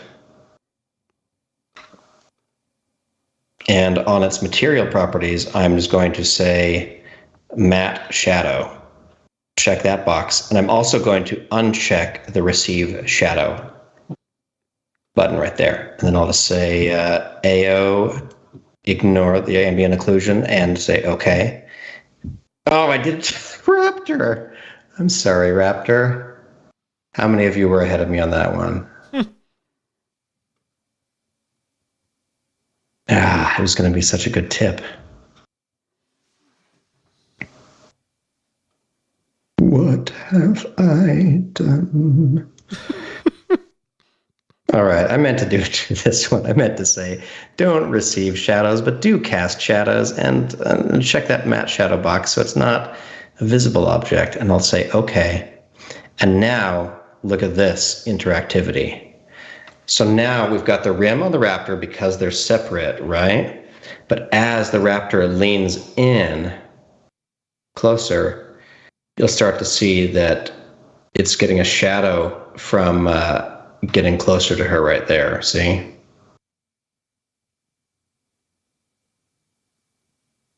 And now it's still getting too much rim over here when it overlaps. So I'll go to this last frame, and now I have an invisible object that if I scale like up in the Y direction, you can see it's putting more shadow on. Interactive lighting is a great way to make a digital thing feel like it's actually in the shot. Mm-hmm. So let's move this back in space. Let's move it. I've got to scale it up a little bit more too. I think this is smaller than I thought based on the perspective. There we go. And I want to get some of the shadow on the, yeah, there we go, on the mouth and stuff. Because you see right here, like that should be starting to go into shadow because of her. And I can even cheat that a little bit by adding a keyframe or something like that right here. And then I'll just pull it back out of the way because that rim looks so good. And you really want the feel of that proximity to happen here. And I buy the shadow on her being the Raptors. What do y'all think? Yeah. I'm going to call this one done for now. I'm going to go into Element and turn up my, go to the output settings and turn the multi-sampling maybe to 32 and my ambient occlusion. Oh, I didn't even turn on ambient occlusion on this. What was I thinking? What were you thinking? It's that concussion, everyone. I'm sorry. Oh my gosh, don't say that. All right, so let's turn on the ambient occlusion. And oh, God, and I messed myself up because I told it to ignore ambient occlusion earlier. Okay, this rock is supposed to ignore ambient occlusion, and this raptor head is not. Okay, boom. Now it's got some dark creases in the mouth. That's much better. Yeah, so look at the difference between this and a bit of ambient occlusion, because you know that mouth would be shadowed. And now as it gets closer, little interactive shadow from her. Great. I love it. Save and render. I'm turning into film theory.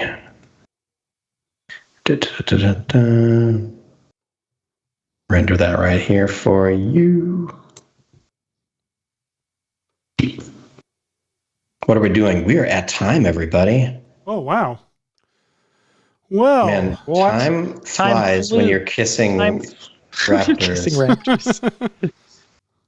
It's so true. Well, Ooh. What the living hell did we learn today? is lovely, Seth. How are you going to do that? How are you going to do the lighting in that one? I'm going to try and mimic this. Like he's got that, once again, that key over here on the right, but he's got... It's very staged. Like there's barely... Yeah. It's amazing that he's in front of that giant red sign and everything. There's no red spill on him, I know. Well, there's wrap, but there's arguably, no spill. But like, yeah. It's right here. He got spill on the back of him. But he's getting hit so hard with that front key, that key light, that I just said key light, like key light. As I could. Key. I was just watching this like, wow, that renders really good. This is that. I matched that really nicely, but then I remembered that that's what I'm trying to do. Well, guys, good Lord. Today was my goodness. How do we bring it home? Let's see. What do we got here? First of all, tell all your friends about Raptorize, the new plugin available from Red Giant, but you know, out of respect, let's not be sharing that with Tom Cruise. Let's not at him and tag him in it. Definitely don't directly share it with Tom Cruise. And definitely have a great day and a great weekend and a great week even. Absolutely. It's the start of April, we're creeping toward spring and all that exciting stuff. Hashi, congratulations on your freaking house. And thank you so much. We are tremendously excited and, you know, dare I say concussed to be here. I was about to say, please watch your head consistently. And yeah, see, the wall it's this far back. So that was a poor judgment call there. I'm going to go back and replay that next week when we're having our just make it a drop for us during the in memoriam sequence where we're remembering Hashi and everything he's done for us. And everyone, I just want to say April Fools. Have a wonderfully foolish April Fool's Day and a wonderful weekend. And we will see you next week. Next week, everybody. Animation Part 2. I'm going to leave you with this Raptor video. Goodbye. Introducing Universe Raptorize, a new addition to Universe's powerful set of tools for editing and motion design. With Universe Raptorize, you can easily turn your footage of Tom Cruise into footage of a velociraptor in seconds.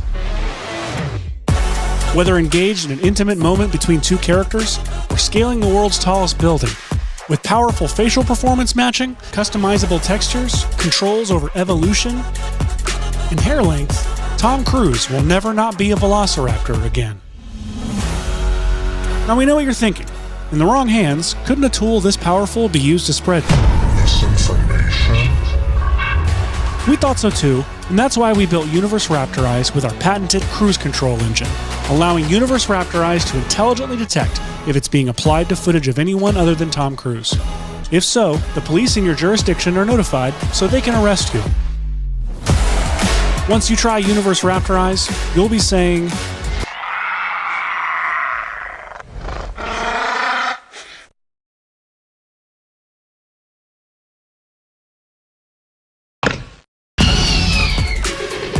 Universe Raptor Eyes.